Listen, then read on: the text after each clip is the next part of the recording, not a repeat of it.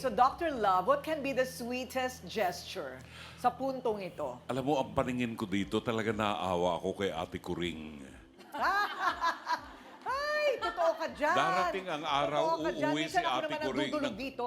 Darating ang araw, uuwi si Ate Kuring sa bahay nila ng walang talent fee. Kasi naitulong na rito. Ilang episodes na tayo, palaging si Ate Kuring ang dumudukot. Kasi siya lang naman may kakayanan. Ay, grabe ka.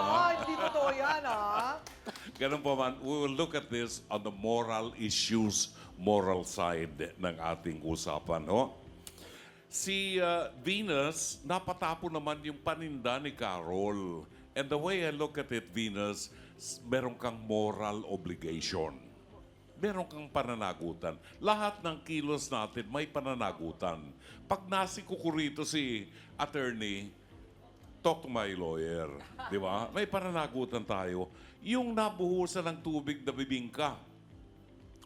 Tabi ko, 3 tray na pag ako maghahagis ng tubig, bago ko ihagis, sisiguruhin kung walang tatamaan. Responsibilidad din yun. May moral obligation ka pa rin. Now, kayo naman, tingnan nyo naman ang sinasabi nitong si Venus. Meron siyang problema sa anak, may hydrocephalus, tricycle driver lang ang asawa niya, naghihirap ang buhay niya. Di ba? Hindi niyo siya maunawaan, Venus, nauunawaan ka namin. Kaya lang, hindi natin pwedeng i-capitalize yung misfortune, if we may call it misfortune. Lahat ng kahirapan natin sa buhay, may sakit ang anak, hindi natin pwedeng i-capitalize yun para kaawaan tayo at malimutan na ang responsibilidad natin sa lipunan. Lahat tayo may pinagdadaanan. May pananagutan tayo sa bawat isa at yun ang dapat harapin. Pag sinabing, babayaran ko yan, maghintay kayo, kung kailan ako magkapera, babayaran kita. Walang commitment yun. Hindi pinaniniwalaan yun sa akin. Titingnan lang kita mula ulo hanggang paa. Pag sinabi mo yun, ibig sabihin, niloloko mo lang kami. Walang commitment eh. Ate Kuring? Ayun, tama. Attorney Lorna, ano ba ang batas pagdating sa sidewalk vendors? Wala bang pwedeng lapitan na organisasyon para una, obstruction kasi talaga eh. Look, it's a very narrow road. Kaya nga bawal kasi mangyayari ang ganyan. Tama? Tama. Nababawasan ng karapatan ang mga residente habang sila ay nabibigyan ng hindi dapat nila karapatan. Alam nyo, yung issue na yan, dapat kausapin ng barangay. Kasi yung barangay, kung may zoning ordinance ang mga cities, dapat yung barangay magka-initiative na may zoning. No? Maliit yung anong tawag doon? Kalsada, dapat magkaroon ng barangay ng isang place na pwede sila magbenta. Political will lang yan ng barangay. Mahirap bang isipin yon? Napakasarap. Exhibit A, yan, ubos, di ba? Oo. Naubos nyo talaga. Yeah, masarap.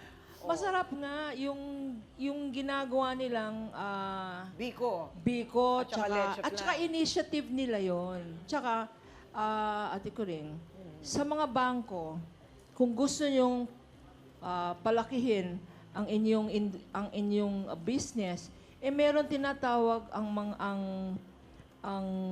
Central Bank, Bangko Sentral, na ang mga bangko ay dapat magbigay ng access to credit. Anong ibig sabihin nun? Yung mga small, medium enterprises or micro, kagaya nyo, pwedeng umutang sa bangko. Hindi na pwedeng kagaya nun na tatanungin ka, ikaw ba, meron kang lisensya sa DTI? Ikaw ba, may kapital? Ilang years na yung Ay, hindi na tinatanong yun. Wala na yon. Automatic access to credit yun. Yun. Baka mapalago pa ang negosyo. Tama. Kasama kayo doon, ha? Entitled, kahit gaano kaliit na puhunan, kahit 5,000 lang yan, 10,000, merong pasilidad pala ang Bangko Sentral ng Pilipinas na pwede niyong puntahan, wala na masyadong requirement. Kayo'y pautangin para mamuhunan. Basta maganda ang hawak sa pera. Hindi ba? So, eto na ngayon. Doc Camille, ito'y parang ano, no? Parang ano sila eh, gusto namang magkaintindihan, willing sila pareho na magkaintindihan. Basta magkakabayaran kinalaunan, di ba? Yes. Pero bakit hindi mangyari? Kasi parang nauunahan sila ng galit, ano? Totoo yan, Ate Karing. Unang-una, no, ang hirap dito, Venus, meron tayong tinatawag na victim mentality. Yung parang palagi tayong naawa sa sarili natin, palaging, hindi nyo ba naiintindihan yung sitwasyon ko? Venus, naiintindihan kita. Taga-Kirikada ka, ang lapit-lapit ng Jose Reyes doon, kaya alam ko madali kang makatakbo sa ospital dahil public hospital yon. Second, bakit alam namin na mahihirapan kang magbayad? Bakit hindi ka umangkat nung leche plan? Total, nakita ko kung magkanong percentage na pwedeng kitain dyan, yun na ang pambabayad mo. Kasi 30% from yung actual price. So, eventually, mababayaran mo yung kulang mo. Ah, so pwede siyang maging ahente? Oo, Ahente mag-ahente nung ng leche plan, magbenta ka. Yes. Oo. Third, meron tayong merong Hydrocephalus Association ng Philippines eh. So alam mo yung sila, dahil kasi ang hirap nga para sabihin natin magkaroon ng funds, nagtitinda sila, tapos ino-online nila kahit na keychain, tapos yun yung kinikita nila doon para sa pampagamot ng mga anak nila. Why not sell that leche plan?